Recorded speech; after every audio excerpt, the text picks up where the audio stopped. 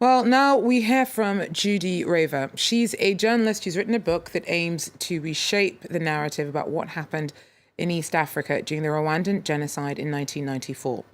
Today, the ruling party of atrocities comparable, if not equal, to those blamed on Hutu genocidaires. Around 2 million Hutus fled into today's DR Congo. Raver says that the RPF, whilst being internationally praised, hunted down and murdered Hutu refugees. She also accuses them of having escalated the Tutsi genocide as part of a meticulously engineered plan to seize power. Earlier, she told me that none of that changes the fact that Tutsis were also victims of genocide. Most of the former members I've spoken to, former members of KAGAME's army, have told me that this is what happened. They've confirmed it. I've gotten rich detail about it. Would former members of the RPF not have a vested interest in pushing back against the official version of events? May they not have an axe to grind against KAGAME? Well, that's always a concern, but a good number of the former officers and soldiers I've spoken to are not affiliated with any political party. Some are, but a good number are not.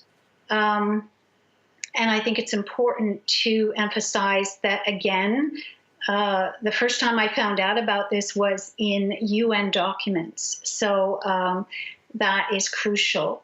Also, people who have testified to the tribunal and to me have risked their lives to do so. So they've taken enormous risks.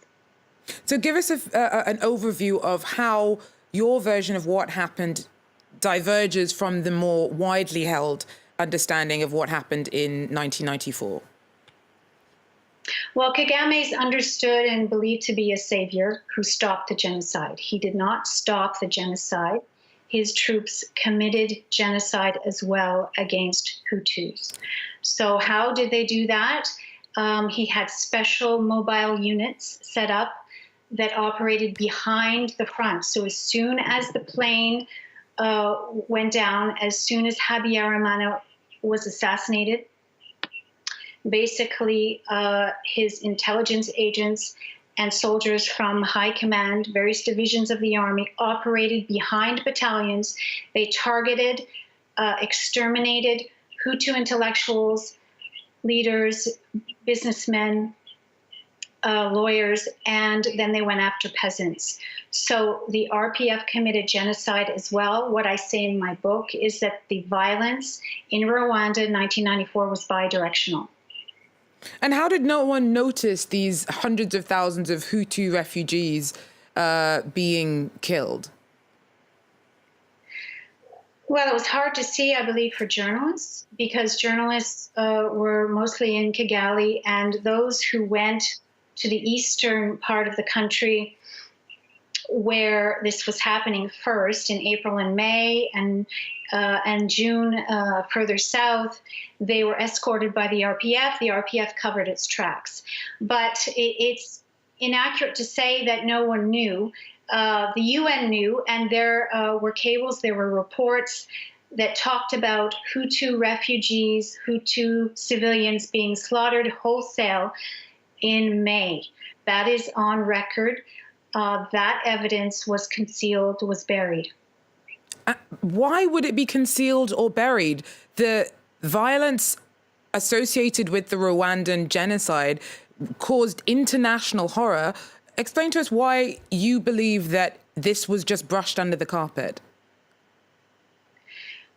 Well, KAGAME has been protected. His regime has been protected for a variety of geopolitical reasons. It's very complex. These are questions you might want to put to powerful insiders. But clearly the UN and the United States wanted a victor. They wanted someone to establish security.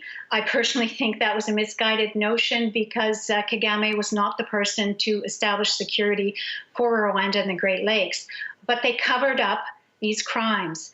There was also another report done after the genocide, interviewing refugees, Hutus, and this man who did the report concluded that in 1/3 of Rwanda and 1/3 of the communes he had visited, the RPF had indeed committed genocide.